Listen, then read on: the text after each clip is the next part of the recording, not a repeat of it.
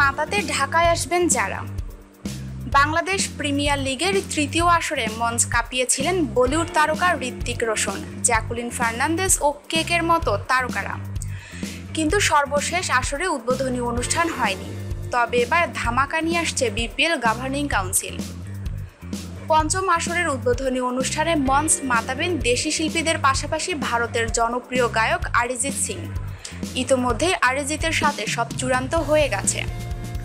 সেই সাথে অনুষ্ঠানের বাকি অংশ মাতিয়ে রাখার জন্য বিপিএল গভর্নিং কাউন্সিলের পছন্দ বলিউডের 3 শীর্ষস্থানীয় নায়িকা কারিনা কাপুর, ক্যাটরিনা কাইফ ও শিল্পা শেট্টিকে।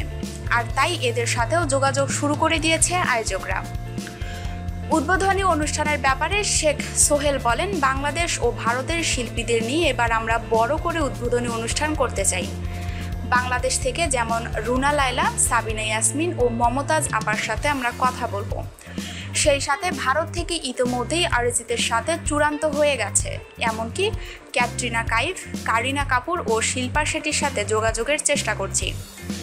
সেই সাথে এ প্রসঙ্গে শেখ সোহেল আরও বলেন, আমাদের যে সময়, এই সময়ে ক্যাটরিনা কাইফ ও কারিনা কাপুরের শিডিউলে কিছুটা সমস্যা আছে। আমি গতকাল রাত 1:30 পর্যন্ত কারিনা কাপুরের ব্যক্তিগত সহকারীর সাথে কথা বলেছি। 2-1 দিনের মধ্যে কারিনা কাপুরের বিষয়ে নিশ্চিত হতে পারবো। তবে ক্যাটরিনা কাইফকে পাচ্ছে না বলেই তাদের প্রথম পছন্দ কারিনা কাপুর। আর যদিও তাকেও না পাওয়া যায় তাহলে শিল্পা শেট্টিকে নিয়ে আসা হবে। হিট স্পোর্টসের সকল আপডেট নিউজ পেতে এখনই আমাদের চ্যানেলটিকে সাবস্ক্রাইব করুন এবং কমেন্ট করে জানিয়ে দিন আপনার মতামত। ধন্যবাদ সবাইকে।